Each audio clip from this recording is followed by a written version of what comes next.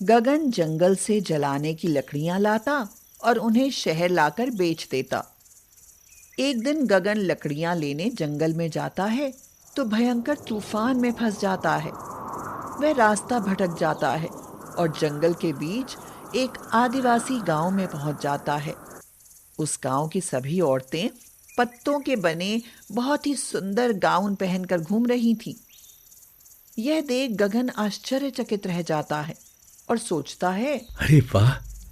यहाँ तो औरतें और लड़कियां पत्तों के बने गाउन पहनकर घूम रही हैं। सब कितनी सुंदर लग रही हैं। वहीं कोमल नाम की एक बहुत ही सुंदर आदिवासी लड़की गगन पर आकर्षित हो जाती है और दोनों में प्यार हो जाता है।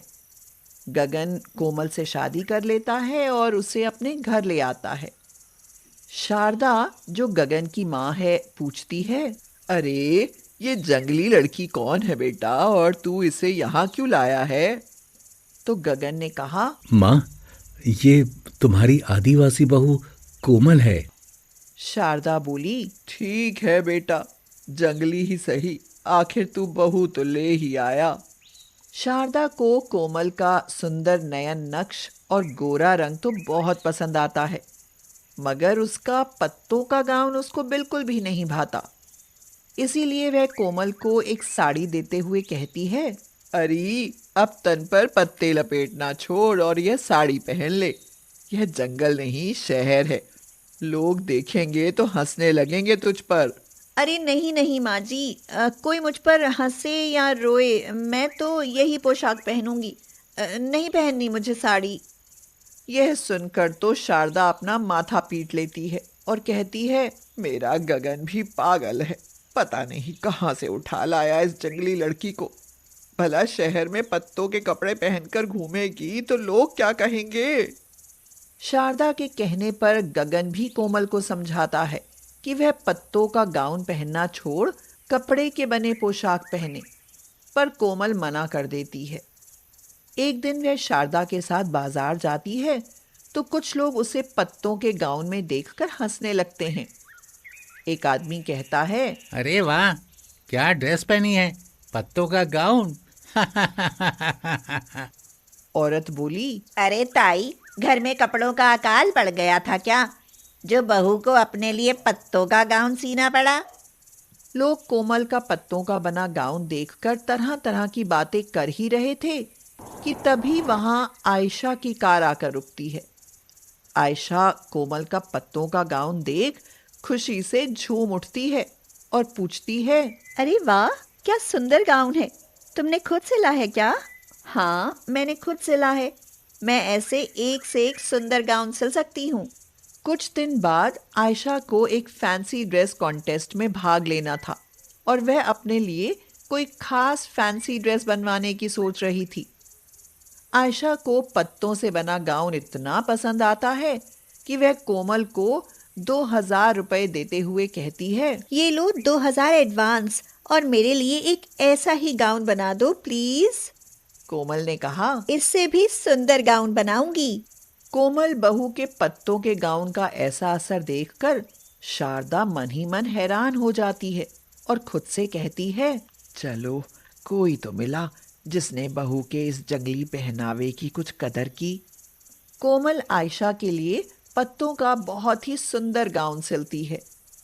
वह उस पर रंग बिरंगे फूलों की झालर बनाती है। इससे गाउन और अधिक सुंदर लगने लगता है।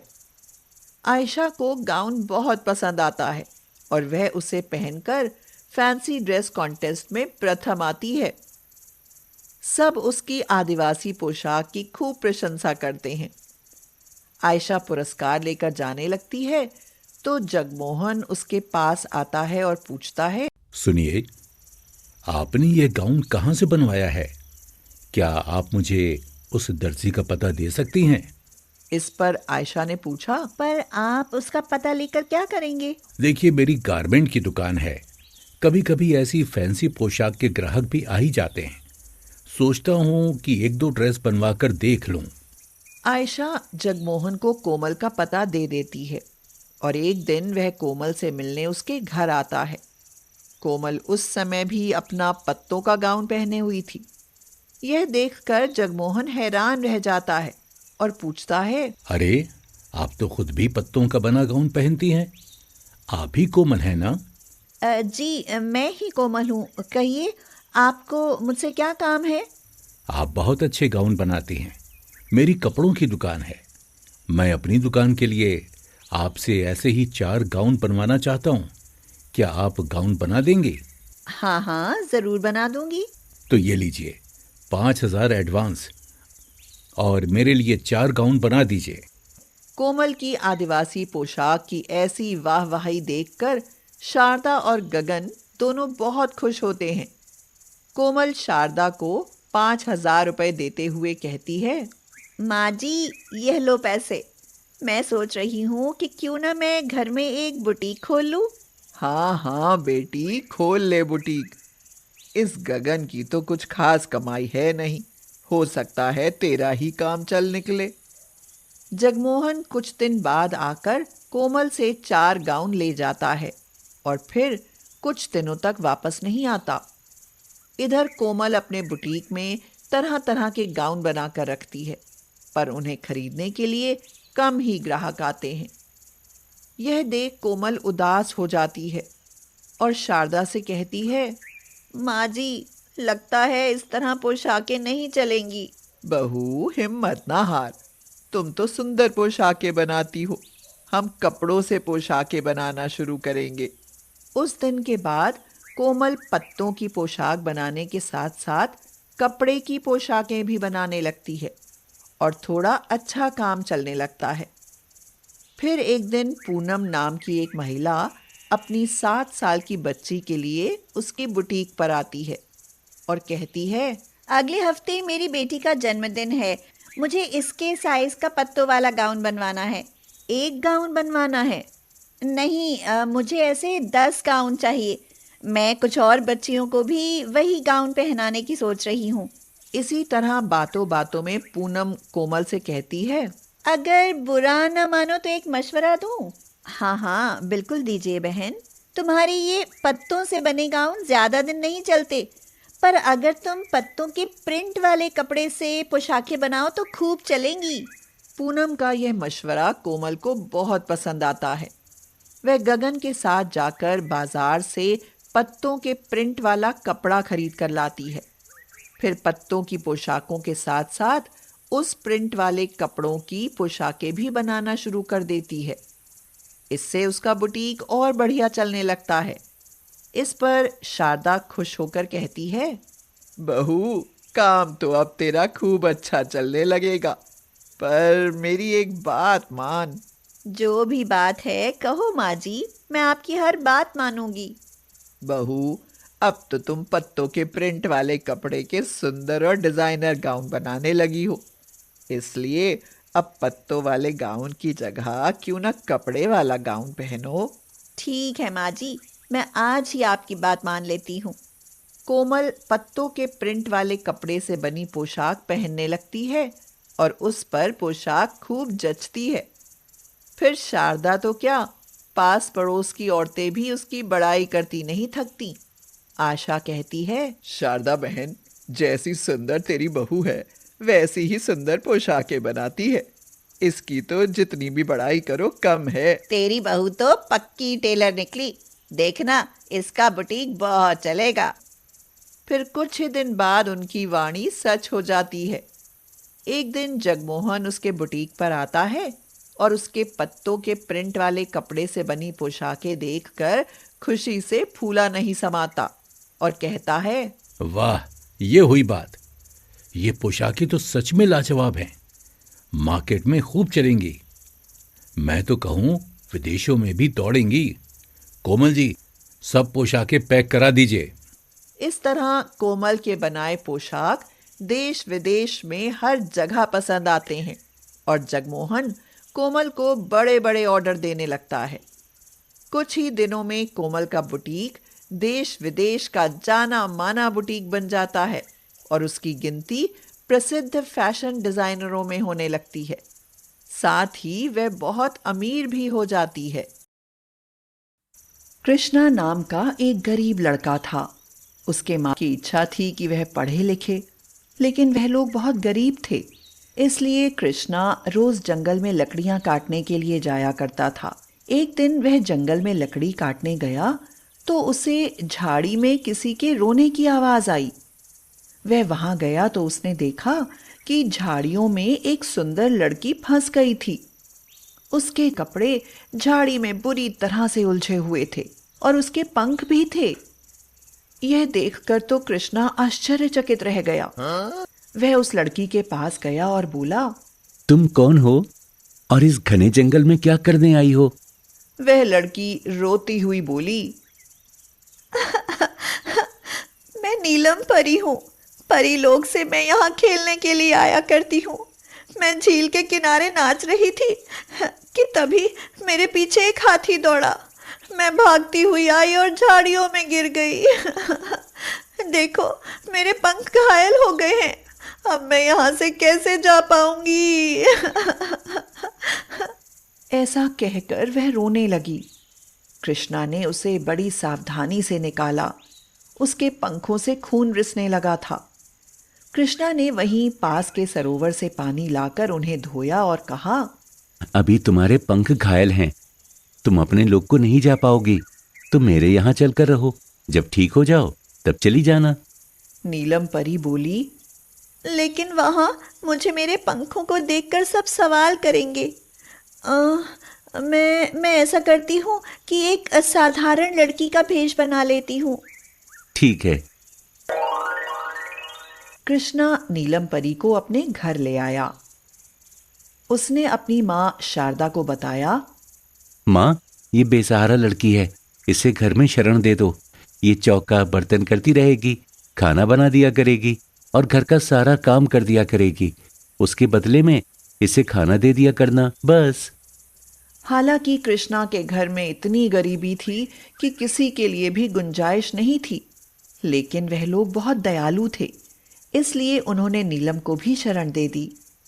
वहां उन्होंने नीलम परी की दवा शुरू कर दी। उस दिन कृष्णा की माँ शारदा देवी खाना बनाने जा रही थी, लेकिन घर में नमक ही नहीं था और उनके यहाँ नमक लाने के लिए पैसे भी नहीं थे। शारदा ने कहा, आज तो तू लकड़ियां बेचने भी बाजार में नहीं गया, जिससे पैसे भी नहीं मिले। अब बता, दाल में डालने के लिए हम नमक कहाँ से लाएं? मैं दुकान पर गई थी, लेकिन लाला चंगूमल ने नमक उधार ही नहीं दिया। यह सुनकर नीलम चुपचाप कमरे में गई और वहां उसने मन ही मन में मंत्र पढ़ना शुरू कर दिया। बड़े आश्चर्य की बात हुई, उसके हाथ में एक नमक की थैली आ गई। नीलम नमक लेकर शारदा के पास गई और बोली, माँ जी, आपने देखा नहीं था ठीक से। अभी मैंने देखा तो नमक की थैली तो अंदर ही रखी हुई थी। यह देखकर शारदा खुश हो गई। उसने सोचा, हो सकता है वह पहले ही लाई हो और उसे याद ही ना रहा हो। नीलम बोली, अब आप रहने दो, खाना मैं ही बनाया करूंगी। उस दिन दाल में वह नमक डाला गया और नीलम ने ही खाना बनाया तो उस खाने में सबको ऐसा स्वाद आया कि दाल कम पड़ गई। ऐसा स्वाद तो इससे पहले कभी नहीं आया था। यह नमक का स्वाद है, नमक का और नीलम के हाथ की करामात है। दूसरे दिन कृष्णा लकड़ियां काटने के लिए जाने लगा तो नीलम ने उससे कहा, देखो, अब मैं यहाँ जब रह रही हूँ तो तुमने मेरी मदद की थी ना, तो मेरा भी फर्ज बनता है कि मैं तुम्हारी कुछ मदद करूँ। जाओ दुकान से कुछ आलू ले आओ और मैं समोसे बनाती हूँ। तुम गांव में सबको बताते आना कि हमारे यहाँ समोसे की दुकान शुरू हो गई है। यह बात सुनकर कृष्णा खुश हो गया। वह तुरंत ही दुकान से आलू ले आया। नीलम ने आलू उबलने के लिए रख दिए और वह मैदा गूंथने लगी। उसने आलू में वही नमक डाला और मसाले डाले, फिर उसने समोसे बनाए। इस बीच कृष्णा ने पूरे गांव में प्रचार कर दिया कि उसके यहाँ समोसे मिलते हैं। कुछ लोग समोसे खरीदने आए और जब उन्होंने समोसे खाए तो उन्हें वे बहुत ही स्वादिष्ट लगे। गांव के लोग भोलू, श्यामू और हीरा आपस में बातें करने लगे। अरे भैया, सुना है कृष्णा के यहाँ समोसे की दुकान खुल गई है। हाँ, उसके यहाँ कोई बेसहारा लड़की आई है, उसने बनाया है। सुना है बहुत स्वादिष्ट समोसे बनते हैं। अरे सुना क्या, मैंने तो आज लेकर खाए हैं, बहुत अच्छे बने हैं। मैंने तो इतने स्वादिष्ट समोसे आज तक अपनी जिंदगी भर में नहीं खाए। मैं तो और भी लेने जा रहा हूँ। दोपहर होते होते सारे समोसे बिक गए। दूसरे दिन फिर वही हाल रहा। उसने अब की बार ढेर सारे समोसे बनाए और वे समोसे भी बिक गए। अब तो नीलम के बनाए हुए समोसे आसपास के गांव में तो क्या, आसपास के इलाकों में भी मशहूर हो गए। कृष्णा बहुत खुश था। वह अपनी माँ शारदा से बोला, अब तो हमारे पास नोटों की बरसात होने लगी है। यही हाल रहा तो थोड़े दिनों में हम बहुत अमीर हो जाएंगे। अब हमारे समोसे खरीदने के लिए लाइन लगती है। इतनी लंबी लाइन में लोग घंटों खड़े रहते हैं, लेकिन समोसे लेकर ही जाते हैं। और अचंभे वाली बात यह है कि नमक की थैली खत्म भी नहीं होती, वह ज्यों की त्यों है। पड़ोस में एक दुष्ट और ईर्ष्यालु आदमी मिट्ठू लाल रहता था। उससे यह हजम ही नहीं होता था कि कोई उससे ज्यादा कमाई करे। वह मन ही मन सोचने लगा, कमाल है, अभी थोड़े दिन पहले तक ये लोग भूखों मरते थे और आज उनके यहाँ दौलत बरस रही है। इतने ज्यादा समोसे बिकते हैं और इतनी लंबी लाइन लगती है कि लोग घंटों खड़े रहते हैं, लेकिन समोसे लेकर ही जाते हैं। आखिर ऐसी कौन सी खास बात है? कमबख्त स्वादिष्ट तो बहुत है, मैंने भी खाकर देखे हैं। वह कृष्णा के घर के पास गया और चुपके से झांक कर देखने लगा। उसने देखा कि नीलम ने ज्यादा कुछ नहीं मिलाया था। उसने वह नमक आलू में डाला था। मिट्ठू लाल ने सोचा, ओ, इसका मतलब यही नमक का रमाती है। मैं इस नमक को ही चुरा लेता हूँ। इसको अगर चुरा कर ले जाऊं और इस नमक को डालकर समोसे बनाने लगूं तो मेरे समोसे भी मशहूर हो जाएंगे, तो मैं भी मालामाल हो जाऊंगा। हाँ, ये ठीक रहेगा। यह सोचकर वह अपने घर चला गया। आधी रात को वह उठा और कृष्णा के घर पहुंचा। वहां तो सब गहरी नींद में सो रहे थे। वह नमक की थैली को चुरा कर ले आया। उसे पता भी नहीं चला कि नीलम खटर पटर से जाग गई थी और उसने नमक चोरी करते हुए उसे देख लिया था। वह मन ही मन मुस्कुरा कर बोली, बच्चे, चुरा कर ले जाओ। तुझे क्या पता यह जादुई नमक है। यह दुष्ट लोगों के यहाँ काम नहीं करता। ऐसा करके उसने आगे हाथ फैलाया तो उसके हाथ में नमक की दूसरी थैली आ गई। दूसरे दिन सवेरे मिट्ठू लाल ने पूरे गांव में कह डाला, कृष्णा के यहाँ की तरह स्वादिष्ट समोसे मेरे यहाँ भी मिलेंगे। आप लोग मेरे यहाँ खरीद कर खाना। सब लोग मिट्ठू लाल के यहाँ समोसे लेने के लिए गए। मिट्ठू लाल कढ़ाई में से गरम समोसे तल तल कर निकाल रहा था और बहुत खुश था। उसके समोसे जैसे ही कुछ लोगों ने चखे, उन्होंने थूकना शुरू कर दिया। हैं, इतने सड़े आलू इसमें पड़े हैं और इनका स्वाद इतना खराब है, हमारे पैसे बर्बाद हो गए। अरे, इसने हमें ठग लिया है। भाई मिट्ठू, जल्दी से पैसे वापस करो, नहीं तो फिर तुम्हारी पिटाई होगी। समझ में नहीं आ रहा है कि क्या हो गया। मैंने नमक तो वही चुराया था, फिर मेरे समोसे कैसे खराब हो गए? मिट्ठू लाल अपना सिर पीटने लगा। लालच के मारे वह तो एक बोरी आलू भी खरीद कर ले आया था। सारे लोग भागकर कृष्णा के यहाँ पहुंच गए और वहां लाइन लगाकर खड़े हो गए। वहां गर्मा गर्म समोसे निकाले जा रहे थे और सब लोग खरीद कर खा रहे थे। नीलम परी के घाव अब ठीक हो गए थे। उसने घर भर में सबको समोसे बनाना सिखा दिया था। अब नीलम परी को अपने परीलोक में जाना था। उसने अपने पंखों को सीधा किया और सबसे विदा लेकर अपने देश के लिए उड़ गई। कृष्णा ने उसे भीगी आंखों से विदाई दी।